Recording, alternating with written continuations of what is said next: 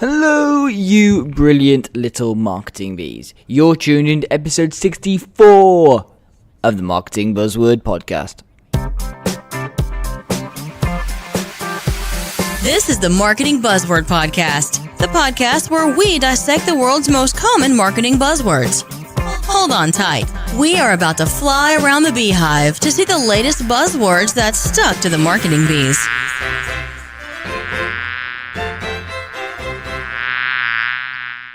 Hello and welcome to the bite-sized section of the Marketing Buzzword Podcast and project, aptly named Bitesize Buzzword.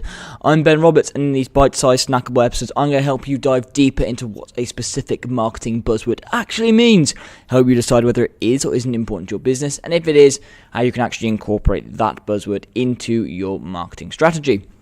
Now, this week we're going to look at the marketing buzzword customer experience, and basically how it all works. And it's a throwback to my episode with Joey Coleman, which was cool, maybe back at episode 17 off the top of my head, which was a really great one about his book about how to never lose a customer again. And I love what customer experience is, and I'm actually surprised that I haven't done one of these bite-sized buzzwords about it yet. So what is customer experience and why is it important? Okay, so essentially customer experience is how your customers perceive and interact with your brand, and actually how they do that over the course of your relationship. Well, actually, it can even be but a course of when they were a customer. However, it can extend beyond that, depending on how they perceive changes in your brand, even when they're no longer a customer, but still can have an impact upon current customers within your brand. But ultimately, it is about actually how people perceive and interact with you. And it's sort of made up of three key parts. The first is the customer journey, in terms of how someone moves from being from an inquiry right the way through to actually an advocate of the brand. All the different stages in there. Some people will put that into a marketing funnel. Some will dress it up as a journey. It doesn't matter. It's down to personal preference. The brand touch points. So where along that journey or that route through that funnel, they actually interact with the brand through the website, through through contact center agents, through physical stores, through an automated telephone line. All that stuff is a brand touch point. You also have the environment as well. This looks at things such as where your stores are located, how your website sits in terms of being able to be found. The environmental factors are stuff that you can't necessarily legislate for, but you can decide upon how you actually put yourself in that position.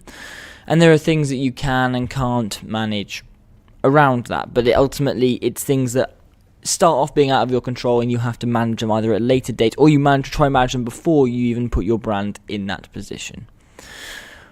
Now basically it's like, I'm trying to think of the right way to put this.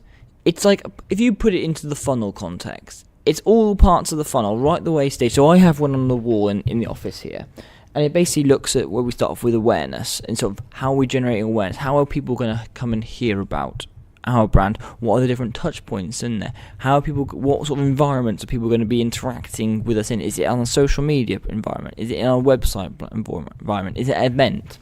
So we looked at the awareness, and then we look at sort of the interactions then, in terms of, okay, how are people actually interacting with our brand, and how are they getting more information about that? So are we providing the information? Are we being the Wikipedia of our industry? Are we able to answer all the questions and satisfy all the potential negative perceptions they may have, or even of the industry, and we as a company have a duty to try and battle against those negative perceptions.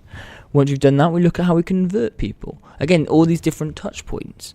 So what tools, what methods, what tactics can we use to try and help convert people through things like case studies, through reviews, through trying to sort of say, actually look, pricing, all these little things to try and help convert people, show that our company is better or more suited to their needs than any of our competitors. Once we've done through conversion, we look at retention. How are we going to retain them? Are we offering them the right level of training? Are we helping them maximize their use of our product, our services? All these different things. How are we doing this through video? Are we doing this through in-house? Are we having regular meetings? All these things are part of the customer experience. Do you do them all? Do you do a few of them? It depends on your company. And how do you turn them into advocates? Do you do things like surprise and delight? Do you have those regular meetings with them? Do you offer them referral programs? Do you give them an opportunity to sort of shout about your relationship you have with each other? They can display stuff on their website because they're so proud to be able to work with a company like yours. Those sort of things, all these touch points along the way, and how you try and help your customer or engage your customer through each of those funnels impact your customer experience. And it really is about long-term loyalty. And then actually how you balance that up with sort of the here and now recommendations. Because obviously you want to create a customer experience where people can recommend you here and now, but it builds long-term loyalty. Essentially, you want to bump up your average order value. I mean, it comes back to that by improving your customer experience. You want more people to fall through your funnel, so you want your funnel to become wider, and ultimately you need to sell more stuff. And it's something that your competitors cannot copy. Yes, they can replicate little parts of it, but they cannot replicate exactly how you do it. And that is where you as a brand care, and that's where you stand out. It's because people know that people will come to know and trust you because you've been doing it consistently, and it's part of your ethos, your psyche, your culture. Now, this next section is where I'm going to go into a lot of detail, and it's about sort of some common errors made and actually how you can fix them. Now, one of the first ones is just not being customer focused, and it sounds like a really wishy-washy sort of start, but actually it comes back to creating an internal culture of wanting to help your customers, and that your customers aren't there and they're not burdensome. They're not there because they want to make your lives hell, and it's like you're just there because you're there. Actually, it's putting your customer first, so being customer focused. I mean, people recite all these big brands, but actually, it's the little brands that really do this, and it's that level of sort of personalization, making sure that every single person, where possible, because you cannot satisfy 100% of the people 100% of the time, but where possible, you are actually satisfying their needs, and you're trying to go above and beyond. Even if they don't want it, even if it's actually for you it's pretty standard, but for them it's better than they can get elsewhere. And you have to build a positive culture of actually encouraging people. Look, if you help your customers, they will help you down the line. It's not necessarily you can't expect it to be a two-way relationship, but by doing that, you are building up the potential of it becoming a two-way relationship where, look, we scratch your back because we're providing some of the level of service that is above what you want, or is at least satisfying what you want, and then you'll return the favour by recommending us to other people and coming back and revisiting us when you have so many other options out there. Design. Poor design, cluttered design. It's a huge one still. I still see so many websites. I mean, I was looking at a conference yesterday and the website was garish. I looked at an automotive website and there was just this lime green pop-ups and stuff, and it was like, whoa, what's going on here? But there are a couple of design things. You don't need to be a designer to understand what potentially can impact good customer experience. Now, some of the details, you may need a designer. But for me, I'm not the most creative of minds. I fully admit that, but I can understand what people may or may not want. And there's things like thinking mobile first. Is your design mobile friendly? Because if it's not mobile friendly, then you're not going to get ranked for it. Two, your customers are likely to be using you a lot on mobile. Second thing, you need to think about colours. Are those colours, do they clash? Do they stand out from each other? Are those ones, is that a colour that helps drive a call to action? Is it a go colour or is it a stop colour? There are all these things. You can literally Google this stuff and just find out what is just some basics of good customer experience design. How many clicks is it between someone entering your website and them being able to hit purchase? What is the minimum number of clicks? If it's like 12 clicks just to get an order, that's a lot of time. Are you asking for too much information? Are you asking for, could you reduce the number of clicks? These sort of things, design-wise, that can make a huge impact by making small changes. A lack of personalization as well. It's something that personalization can be difficult if you haven't got the data. But if you have got the data, as much personalization as possible. Now, I had a thing on LinkedIn recently where someone tried to personalize it, but they copied the whole header of my LinkedIn title, which was something like head of marketing at Talkative, tick, digital marketing strategist, tick, podcaster, tick, does web chat humanization, and they basically copied all that into the email instead of just saying Talkative. It's like, and this product would be great for Talkative, tick, digital marketing strategy. It's like, the attempt at personalization was great, but you actually need to be doing it properly or well. I guess it's easier for smaller businesses potentially, but even by things like when you're having a chat with someone, address them by name. Take the time to address their needs. It's just some of this stuff it sounds quite easy for me to say, but there are a huge number of ways in which you can improve your personalization without having to cost the earth and spend a huge amount of time doing it. Something else that there's not enough of is not enough dialogue. As in, there's too much transaction and not enough relationship.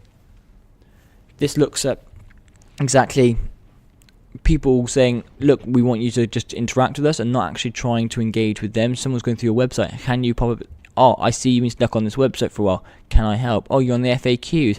You're on the FAQ pages. And be proactive as a company. And there are tools out there that will allow you to do this. And actually pop up and say, oh, I see you're on the FAQ section. Do you have a specific question I can help you with? Or have you found what you're looking for? You're on a specific page and you're on, say, an e-commerce page. You've got like an e-commerce product. And you have someone pop up who's one of your e-commerce experts and says, oh, I see you're looking at an e-commerce page. Is this something of interest to you? Can I answer anything specific for you? That bit of proactive dialogue is incredible for the customer experience. They can ignore it if they want, because if it's not what they want, but you're actually being proactive in that. Not accepting and acting on feedback is a huge one. Feedback is amazing. Feedback allows you to do so many more things and understand things in a way that you didn't understand them before. But you have to act on it. You have to be able to show that you're listening to it, because otherwise it's like, okay, you've done that. Okay, that's great. You need to really be acting upon the feedback that you get, or at least showing, if it's not possible, that it isn't that you've listened, but it's not quite possible. That's the biggest thing. It's just communicating these things. If it is possible, say. If it's not possible, say. If it's like, okay, that's possible, but it's going to have to be in a couple of months, years' time, because there's this, and this, and fine, that's it. But communication is really the key. You need to give the one that brings up issues again is not giving your customers options without overstretching yourself as a company. So, can they message you through Twitter, Facebook, website? Is it just email, phone? Is it text? Is it WhatsApp? Can they Snapchat you? Can they? All these different things. It sounds great to offer all these channels, but you've got to be careful that you don't overstretch yourself. Yes, you want to give as many channels as possible, but look for tools, look for ways of managing this that it's much easier for you to manage while still being able to offer those channels, because people are trying to offer so many channels thinking, yes, it's great, that's great customer experience, I'm giving them the option to message on all these channels. But if you're not able to monitor them, you're not effectively able to have conversations at the same time on all those channels, it makes things really difficult and actually negatively impacts your customer experience. I'm not saying don't offer all those channels. I'm saying offer these channels, but you need to do it in a way that you can actually manage going forward. And also, one of the other things is thinking of the new and shiny without thinking it will actually be used. So things like implementing a chatbot because everyone else is implementing chatbots. Implementing the late WhatsApp as an example. People talked about that for a while. Don't just think, yes, this is new and shiny, this is the next big thing, I need to do it here and now. Yes, you may need to do it here and now. Some businesses, it will be absolutely perfect. But just don't rush into these things, because this is when when you rush into things, you negatively impact the customer experience instead of positively impact it. When chatbot doesn't answer the questions you answer and it starts feeding back answers that are irrelevant or just wrong, not great. A lack of employee empowerment is one of the other big ones. You have to empower your employees in order to make decisions, in order to be able to help your actual customers. If they're not empowered, then they can't deliver. They don't have got the right resources in place to be able to enhance customer experience quickly, because otherwise they have to come back, they get things signed off, and it takes days, hours, weeks, where actually if you empower them up to a certain level, the majority of responses can be dealt with within minutes, half an hour, say. And it's about how much you empower them to allow them to sort out a certain number of queries really quickly. And the final thing I really want, there's so many things you can impact the customer experience. I just want to give you one final one. And it's a lack of clarity in what you want the customers to do. Are you being clear in what the next steps are? Are your call to actions simple, effective, and direct? Are they really talking to customers? Is that what they want to do? Is that what you want them to do? Be clear and be decisive. The more decisive you are, the more decisive they'll be, and the quicker they'll be able to go through your journey. It is honestly as simple as that. And the final thing that I want to sort of leave you with is, how do you measure this? Now, there's so many different ways in which you can potentially measure the impact of customer experience. Yes, you can measure it in terms of number of sales. You could also measure that in, say, the time to sale. You measure that in the number of referrals, depending on your business and what you're trying to get out, what you're actually changing in the customer experience. You should be able to see a small change. So, are you changing the colors or the types of CTAs? Are you seeing an increase in click-throughs? Are you changing the amount of website? Are you changing sort of the checkout process? Are you seeing more people checking out because you've changed the checkout process? So minute changes, you need to be monitoring those. Overall, you can use things like Net Promoter Score, so i.e. how likely your customers are to recommend you to someone else. That's a reasonably decent way. You can do things like how many customer complaints were resolved if you empowered your customers to your agents to, in order to have a certain level of discretion in terms of solving complaints. Actually, the amount of average time taken to solve a complaint. Certain numbers of types of inquiries, i.e., are people asking more or less questions of you? If people are asking less questions of you, and your sales are either increasing or staying the same, then that's great, because they've potentially got the answers they're looking for. If actually you're finding that actually people are trying to message you more queries, it means they're not finding what they're looking for on the website. Do you need to update the website? With customer experience, I found that it's the little things that really make a difference. Little things and little changes, and means little responses, little changes in the metrics. You're not necessarily looking for huge, massive changes, and that's the one big thing that people try and look for. Look for, if you change this, what impact does this have on people moving down the funnel, or whatever result it should be having. Thank you so much for listening. I really, really do appreciate it. And the podcast, I can't believe it's 64 episodes now. It's absolutely ridiculous. I'll be back on Monday with another guest episode, which is a really, really good one.